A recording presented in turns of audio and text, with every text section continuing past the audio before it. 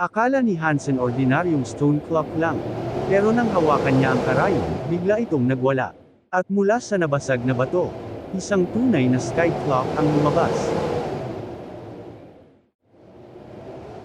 Kabanata 3371 hanggang Kabanata 3372.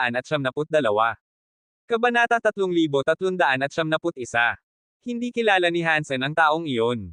Mukha siyang tao mula sa universo ng mga kaharian. Ang taong iyon ay hindi rin kilala si Hansen. Diretso ang tingin niya sa orasan ni Hansen. Hinugot ng lalaki ang kanyang kutsilyo at agad na sumugod kay Hansen. Gusto sanang lumaban ni Hansen, pero pinag-isipan niya pa. Sa huli, umatras siya. Nagpanggap siyang galit at sumigaw, "Ako ang unang nakakita ng sky clock. Anong karapatan mong nakawin ang gamit ko? Ang kayamanan sa mundong ito ay para sa mga malalakas na kayang kunin ito. Kung may nakita ka pero masyado kang mahina para ariin iyon, ibig sabihin hindi ikaw ang dapat may-ari niyan," walang kahihiyang sabi ng lalaki. Hindi man lang siya namula habang nagyayabang. Wala siyang tigil sa paghagibas kay Hansen. Ang mga liwanag ng kutsilyo ay parang siyam na kalangitan ng mga galaksiya na bumabagsak na hindi kayang pigilan.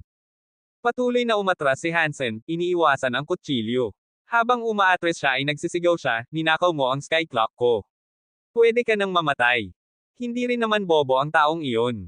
Alam niyang sinasadya ni Hansen na akitin ang iba pang mga malalakas papunta sa lugar na iyon. Ginamit niya agad ang buong lakas para magbitaw ng isang liwanag kutsilyo upang patayin agad si Hansen. Hindi espesyal tingnan si Hansen, ngunit kakaiba ang mga galaw niya. Lagi niyang nagagawang makalusot sa pagitan ng mapanganib na liwanag kutsilyo. Ginamit na ng lalaki ang lahat ng galaw at buong lakas niya, ngunit hindi niya masaktan si Hansen. Nagulat si Lu Zuanyu. Hindi siya kabilang sa royal ng 7 kaharian o estudyante ng Wuwei Dao Palace, pero nagawa niyang basagin ang mundo gamit ang sarili niyang lakas. Nagtawid siya sa universo ng mga kaharian sa loob ng ilang daang taon. Hindi pa siya natalo. Hindi siya tulad ng mga Break World Beasts na gumamit ng Light Souls para basagin ang mundo. Iniisip niya na sa sariling lakas ay makukuha niya ang pamumuno sa tuktok ng Geno Tablet. Hindi niya inakalang magiging mahirap iyon. Nang mateleport siya sa Time Sky, ilang beses na siyang naligay sa bingit ng kamatayan pero hindi niya mahanap ang sky clock na kailangan niya. Hindi niya alam na ang pagtulak ng karayom ang palatandaan ng sky clock. Matagal na siyang naghahanap pero wala pa ring makuha. Napakaraming stone clock sa Time Sky. Hindi alam kung ilang taon o buwan ang gugugulin para subukan lahat. Akala ni Lu Zuanyu maliit ang tsansa niya. Bigla niyang nakita na may ibang taong nakapagpadulas ng batong karayom. Siyempre, gusto niya itong patayin at angkinan ang sky clock ng tao. Ang taong nakita niya, na hindi naman mukhang malakas, ay nakakaiwas sa lahat ng atake niya. Lubos siyang nagulat. Roar! Nasaan ang sky clock? Bago niya muling patayin si Hansen, pareho nilang narinig ang isang dagandong. Isang dambuhalang oso na asul at mukhang higanteng hayop ang paparating. Sa malayo, may ilan pang nakakatakot na presensya ang bumibiyak sa espasyo palapit sa lugar. Dumating sila dahil sa pagsisigaw ni Hansen. Sa tingin ni Lu Zuanyu, nakakatakot ang malaking oso. Hindi niya kayang manalo sa laban dito. Kumagit siya ng labi at nagdesisyong huwag pansinin si Hansen. Tumakbo siya papunta sa batong karayom na tinulak ni Hansen. Gusto niyang kunin ang sky clock bago dumating ang malaking oso at maaga iyon. Medyo mabagal ang malaking oso. Nakita nito si Lu Zuanyu na papunta sa stone clock at nahulaan na nito ang pakay. Huli na para pigilan pa ito. Umungol ang oso at hinampas si Lu Zuanyu. Isang yelong asul na nakakatakot na sinag ang tumama kay Lu Zuanyu. Huli na. Aabutin na ni Lu Zuanyu ang batong karayom. Biglang dumating ang isang pilak na ipu-ipu mula sa espasyo. Hamarang ito sa harap ni Lu Zuanyu. Napilitan siyang talikuran ang stone clock at atakihin ang pilak na ipu-ipu para basagin ito. Isang malakas na pagsabog ang nangyari, at nagkapira-piraso ang liwanag na pilak kasabay ng liwanag kutsilyo. Mula sa nagkadurog-durog na pilak na liwanag, lumipad ang isang malaking pilak na ibon. Galit itong sumugod kay Lu Zuanyu. Dahil sa mga biglaang pangyayaring iyon, marami pang Break World Beasts ang sumali. Naging kaguluhan ang buong lugar. Maraming nakakatakot na nilalang ang naglalaban, bawat isa gustong makuha ang stone clock. Matagal nang umatras si Hansen. Pinapanood niya si Lu Zuanyu na nakikipaglaban sa mga Break World Beasts. Sinabi niya sa sarili, "Mag-away kayo. Mas maraming mamatay dyan, mas kaunti ang kalaban ko. Wala namang makakakuha ng sky clock ngayon." Pagkatapos noon, umalis siya. Sigurado siyang ang dalawang stone clock na tinulak niya ay hindi ang hinahanap nilang sky clock. Naisip ni Hansen, kung alam ng lahat na pwede palang gumalaw ang Sky Clock Needle at pati ang iba pang Stone Clock Needles, ibig sabihin hindi ako niloko ni Ancient Devil. Ang problema ay may kinalaman sa akin. 70%, katawan ko ang dahilan kung bakit ko natutulak ang karayom ng dalawang stone clock. Pumunta siya sa lugar na walang tao. Sinubukan niyang tulak muli ang karayom ng isa pang stone clock. Gaya ng dati, madali niya itong naitulak. Hindi kailangang gumamit ng malaking lakas.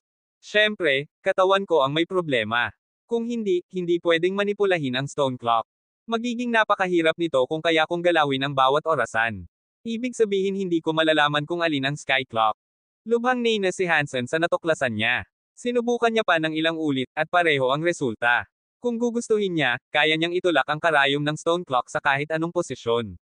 Sabi ni Hansen sa sarili, wala nang silbi ang pagtutulak ng mga karayom. Hindi ko alam kung paano ko hahanapin ang sky clock. Pero nagpatuloy pa rin siya at sinubukan ang bawat stone clock na makita niya. Umaasa siyang may matagpuan. Malinaw na hindi gumanda ang swerte niya. Tuloy siya sa paglalakad at pagtutulak ng batong karayom, ngunit wala siyang makita. Pagkalipas ng isang oras, tumunog ang kampana. Muling nagwawala ang time wheel storm.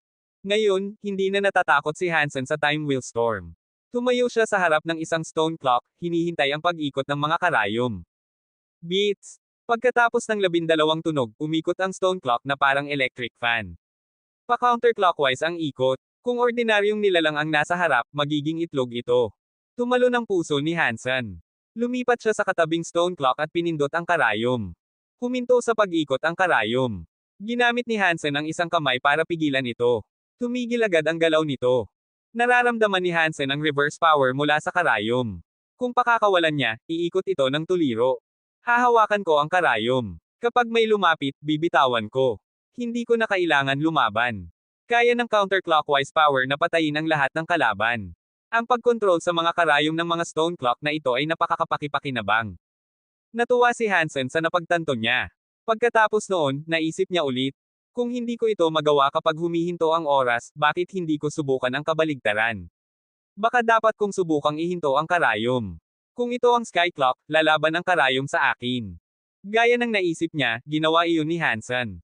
Hinarang niya ang atake ng time power at nagpatuloy sa pag-explore. Kapag nakakita siya ng stone clock, pinapatigil niya ang pag-ikot ng karayom nito. Kabanata 3372. Pagkalakad ng ganoon kalayo, wala pa ring nakita si Hansen. Bigla, may lumitaw na isang stone clock sa unahan niya. Ang karayom ay baliw na umiikot. Sobrang bilis nitong gumalaw kaya hindi na makita ang karayom. Pinagmasdan iyon ni Hansen ng sandali. Patuloy na umiikot ng pabaliktad ang karayom. Base sa bilis nito, kahit anong nilalang ang pumasok sa zone nito ay agad na magiging itlog. Pumasok si Hansen sa lugar. Namangha ang kanyang mga mata. Ang katawan niya ay nag-react. Ang batong tulad niyang katawan ay nakaramdam ng kapangyarihan mula sa labas. Ang oras ay parang alon ng tubig sa labas niya. Ramdam ni Hansen ang agos at pag-angat ng ilog ng oras sa balat niya. Bagamat hindi gumalaw ang katawan niya dahil sa reversal ng oras, nagulat pa rin si Hansen. Tinitigan niya ang baliw na umiikot na karayom at naisip, sobrang bilis ba ng reverse time na ito? Kaya ba nag-react ang katawan ko? O baka kakaiba lang talaga ang stone clock na ito? Hindi mahirap alamin iyon para kay Hansen. Lumakad siya papunta sa umiikot na karayom. Habang lumalapit siya, may napansin si Hansen na lalo siyang ikinatuwa. Habang papalapit siya sa karayom, lalong bumibilis ang ikot nito. Mas mabilis pa kaysa kanina. May mali sa stone clock na ito. Ang bilis ng karayom ng ordinaryong stone clock ay konektado sa time sky. Hindi dapat ito mabago ng ordinaryong paraan. Kung mabago man ang bilis nito, maaapektuhan ang buong time sky. Magbabago rin ang stone clocks, maliban na lang kung sobrang swerte ko ngayon. Nagliyab ang mga mata ni Hansen habang nakatitig sa karayom. Nawala ang pag-aalinlangan niya at lumapit siya. Habang papalapit si Hansen, lalo pang bumibilis ang ikot ng stone clock. Ang impact ng ilog ng oras ay mas malakas. Halos makita na niya ang reverse time power. Pagdating ni Hansen sa karayom, para siyang bangkang humaharap sa malakas na bagyo. Para siyang pumupwersa pataas sa talon. Bawat hakbang, matinding pressure ang bumabagsak sa katawan niya. Simula nang mag-evolve ang Super God Spirit Mode niya, ito ang unang beses na nakaramdam ng pressure ang katawan ni Hansen. Hindi nakakaramdam ang katawan kong ito ng kapangyarihan. Masyado lang mahihina ang mga power na nakasalubong ko dati. Lumakad si Hansen paabant. Ang time power ay nakapagbigay nga ng pressure, pero hanggang doon lang. Hindi iyon sapat para igalaw ang katawan niya. Lalo na, hindi iyon malapit sa antas na pwede siyang ma-devolve. Tumayo si Hansen sa harap ng karayom. Inabot niya ito upang hawakan ang umiikot na stone needle. Nang mapigil niya ito, biglang sumabog ang lakas ng karayom. Lalong bumilis ang pag-ikot nito. Napapaikot ang katawan ni Hansen ng kalahating ikot. Sa huli, napahinto niya ang karayom. Nang inig iyon, pero hindi na muling umikot. Beats! Hindi tulad ng ibang karayom ang stone needle na ito. Hindi ito basta napahinto. Sa halip, sumabog ang lakas nito.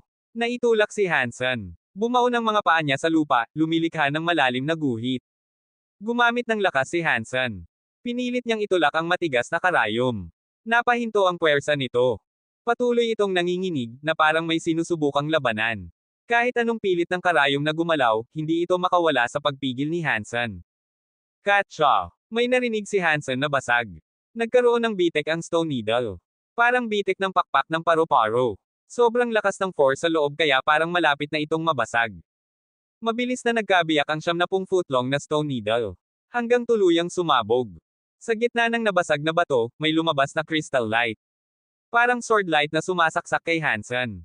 Inabot iyon ni Hansen at pinigilan. Itinulak siya ng lakas ng crystal light. Bumao ng mga paa niya sa lupa at gumawa ng bilog habang umaatres. Nakita na ni Hansen na hindi iyon sword light. Isa pala iyong karayom na gawa sa kristal. Napakaganda nito. Kumikinang na parang pinakamagandang material. Para itong kakaibang espada o malaking crystal lance. Nasa loob pala ng stone needle ang crystal needle. Lumabas lang ito nang mabasag ang stone shell.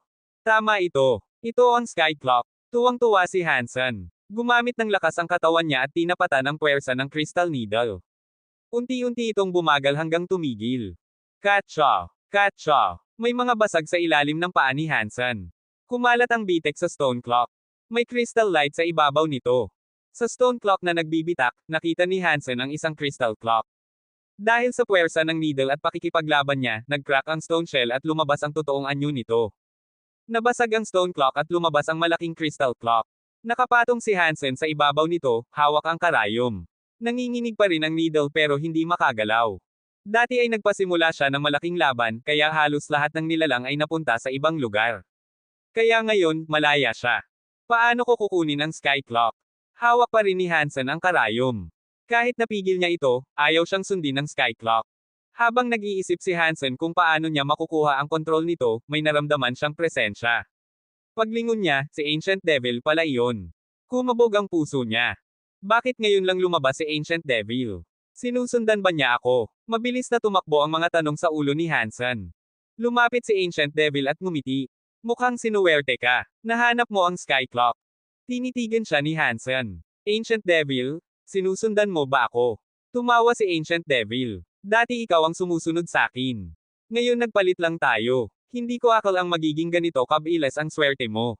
Nalampasan mo inaasahan ko. Nahanap ko ito. At ang bagay na akin, hindi pwedeng agawin, sagot ni Hansen. Hindi mo pa naman nasusupol ito, kaya hindi pa ito iyo, sabay lakad ni Ancient Devil papunta sa sky clock.